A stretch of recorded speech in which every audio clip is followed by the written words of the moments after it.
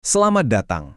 Coba deh pikirin nasihat keuangan yang biasa kita dengar itu kok kayaknya lambat banget ya. Hari ini kita bakal bongkar sebuah cetak biru yang radikal dan ya penuh risiko buat ngebangun kekayaan dengan super cepat, khusus buat kalian yang masih muda dan ambisius. Oke, kita mulai dari ide yang mungkin bakal bikin kaget nih. Gimana kalau semua nasihat keuangan yang pernah kita dengar itu justru ngejauhin kita dari kekayaan sejati? Nah, itu dia, premis utama yang bakal kita bedah habis-habisan. Oke, bagian pertama, kita bakal bongkar semua mitos keuangan yang selama ini mungkin kita anggap sebagai kebenaran. Siap-siap ya? Lihat deh kontrasnya. Di satu sisi ada jalur aman yang butuh 40 tahun dengan nabung cuma 20%. Di sisi lain ada jalur tol 5-10 tahun, tapi syaratnya nabung 80% dan berani ambil risiko tinggi.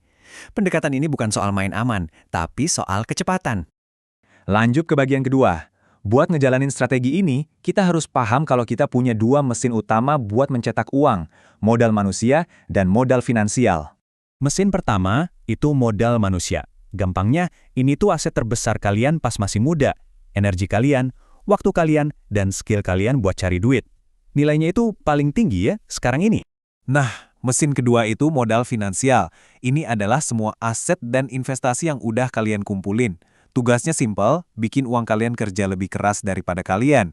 Poin kuncinya di sini adalah, jangan pernah, sekali lagi, jangan pernah campur aduk kerjaan dua mesin ini. Modal manusia itu buat cari duit aktif. Modal finansial itu buat ditumbuhin secara agresif. Kalau kalian ambil duit dari investasi terlalu cepat, itu sama aja kayak matiin mesin pertumbuhan kalian sebelum sempat panas. Sekarang, gimana cara ngasih bensin buat mesin finansial kita? Jawabannya ada di bagian 3 ini, yaitu dengan cara menabung yang ekstrim. Aturan 50-30-20? Lupakan aja. Menurut cetak biru ini, aturan itu cuma didesain buat bertahan hidup, bukan buat melesat jadi kaya raya. Targetnya bukan 10 atau 20%, bukan juga 50%, tapi angka yang kedengarannya gila banget, 80% dari semua pendapatan kalian. Lihat deh perbandingannya di sini. Alokasi 80-20 ini bukan soal hidup sengsara ya. Tujuannya adalah untuk memindahkan kekuatan puncak modal manusia kalian ke dalam modal finansial secepat-cepatnya, sebelum energi kalian mulai turun seiring bertambahnya usia. Oke, bagian keempat.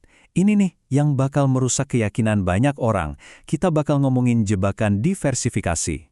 Pertanyaannya simpel aja. Coba deh jujur, kalau duit kalian masih dikit, nyebarin kemana-mana tuh pintar atau justru buang-buang potensi?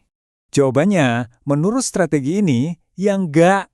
Kalau modalnya kecil, diversifikasi itu cuma bikin pertumbuhan kalian jadi kecil di semua tempat. Mau hasil yang nendang, kuncinya cuma satu, konsentrasi. Gini deh contohnya, bayangin kalian punya 10 juta.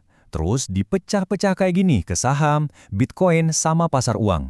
Kalaupun salah satunya naik 20%, keuntungan bersihnya nggak bakal mengubah hidup kalian sama sekali. Ini namanya sibuk, bukan investasi strategis. Bagian kelima, pilih kendaraan. Oke, jadi kita harus fokus, harus konsentrasi. Pertanyaannya, kita mau taruh semua taruhan kita ini di mana? Ini adalah tangga risiko aset.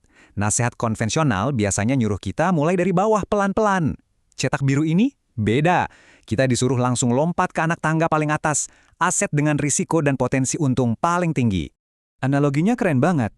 Masalahnya itu bukan seberapa kencang kamu ngayuh, tapi kamu lagi ada di perahu kayak apa. Aset yang kamu pilih itu adalah kendaraanmu. Nah, buat kalian yang masih muda, punya kerjaan stabil, gaji bulanan itu jaring pengaman kalian.